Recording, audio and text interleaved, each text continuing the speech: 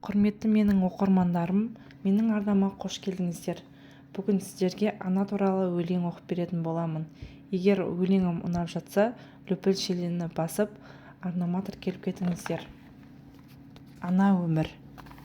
Сенсіз менің қыз болғаным көңілсіз, сенсіз менің жыр болғаным көңілсіз.